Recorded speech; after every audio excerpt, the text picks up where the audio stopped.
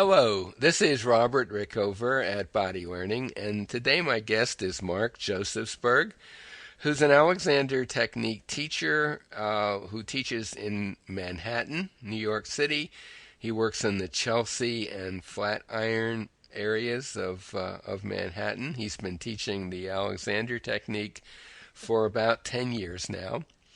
And he's going to actually interview me, and we're going to talk a little bit about posture and the Alexander Technique, and in particular, Alexander Technique teachers' approach to talking about posture, maybe.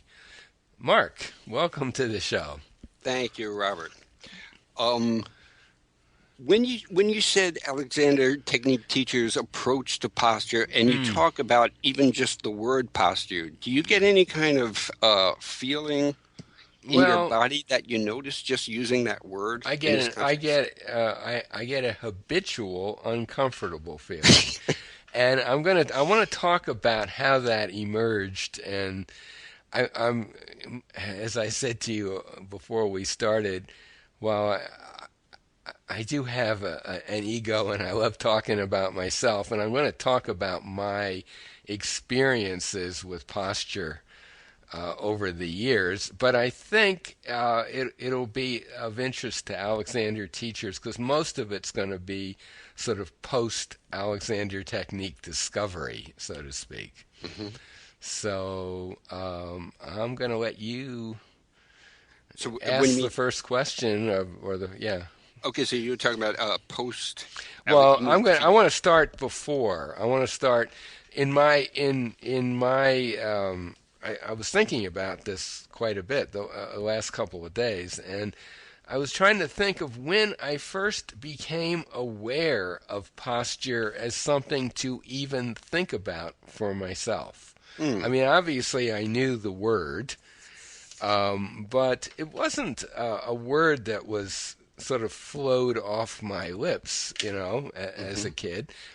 And actually, my first encounter with posture as something to be concerned about occurred the week before I started at university. It was like an orientation week. And we had all the freshmen, it was an all male school at that time, it was Yale University. All of the freshmen had to go and have a posture evaluation. really? Yeah. And what it involved is everyone was naked, standing in long lines. I'm not going to picture that, but go on. I found it extraordinarily uncomfortable. I mean, it was, um, and the people who were running the tests would hang little plumb lines from your shoulder blades and different things. Oh boy. Yeah, and I remember thinking, well, what does this have to do with anything? But what it had to do with was if you failed the posture test, which almost everybody did, interestingly enough, you had to then go for exercises of some kind there for, I don't know, a month or two. Hmm. Some weird. Yeah, that, and the other thing you had to do was you had to prove that you could swim a certain distance, not a huge distance, which I was fine with because I had been swimming for many years. But the posture thing, I remember going to the gym and doing some stuff with weights and this and that, and then it came to an end, and that was it.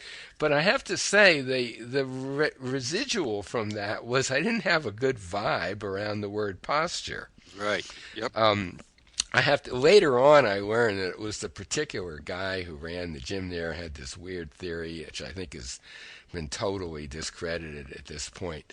But anyway, that was my first introduction to posture, and I didn't encounter it again until I had my first few Alexander lessons. And one of the things that happened almost immediately, was that I gained about almost an inch in height. Hmm. And I don't know whether I thought of it in terms of posture exactly, but certainly something like posture had changed as far as I could tell. I don't think I used the word posture a lot at that point, but certainly, my physical appearance started to become something I was interested in from that. And then I went to training school in England, and I was imbued with what I think is kind of Alexander orthodoxy, or was, and maybe still is, that in its extreme version, the Alexander technique is not about posture. Mm-hmm. And I remember teachers saying that, so they can say, well, students are going to come to you and say, I want to get my posture, I'm coming because my posture is bad, and it's your job as an Alexander teacher to assure them that the Alexander technique is not about posture. Well, that's probably not the best marketing strategy. And I don't think it's even a good strategy on any level. On any human level. On any human level, right. But there was this aura of superiority, and, we would show someone would come to class with an article about a posture correction system that would shock you if you deviated from the right posture. I remember thinking, just how horrible that was compared to the Alexander approach to good use. Right. And I think that at some point, fairly early in my own teaching, instead of just saying, my initial reaction when people would bring up posture as what the technique was about would be to sort of correct them about that. That's right. No, it's not posture. Well, after a while, I kind of got that was not doing anyone any good. And so I morphed into a kind of a version that I think a lot of teachers might use today, which is, yes, it is about posture, and I think a lot of teachers might say it's more a dynamic concept, not a static concept. And I came up with something I thought was really clever. It's all about posture as long as you're thinking of posture as a verb, not a noun. Mm-hmm. And occasionally I would say that to someone, and a little light would go on in their head, and they'd get it. But in retrospect, I don't think that was doing anyone any good either. Mm-hmm. Because I don't think most people, I think without having had some Alexander experience, I think that just sounds cute, Mm-hmm. Right. And so I've stopped doing that. Mm-hmm. And now, if someone says, I'm coming for lessons because I want to improve my posture, and they'll often say, can it help me improve my posture? And I'll say, well, the Alexander technique is known for helping people with their posture. I can't promise specific results, but that is a fairly typical reason that people take lessons.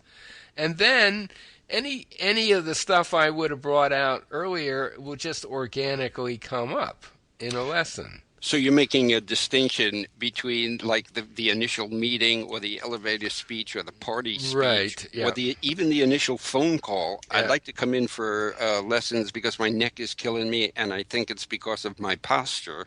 Yeah. Instead of like berating them over the phone and saying, well, it's not about posture, Right. but, during the course of lessons and blah, blah, blah. Because we know what they mean, even if they haven't thought it out completely. Yeah, and people do have odd ideas about posture. Almost everyone's going to want to know what the right position is, or am I standing Absolutely. correctly? But I think the way to deal with that is not to tell them, point out how stupid they are. Not even saying that, but just acting as though they're. But just gently, introduce them to the ideas of that we're always moving, we're breathing, and all that kind of stuff, and not try to ram it down their throats that they don't understand what posture's all about. Absolutely. Once they're in your teaching studio, you could start teaching the Alexander technique, and maybe at some point talk about the word posture as has rigid connotations and military Right. posture and on and on. But But only after they're in a place where that can make some sense to them. yes, And I think we Alexander teachers love to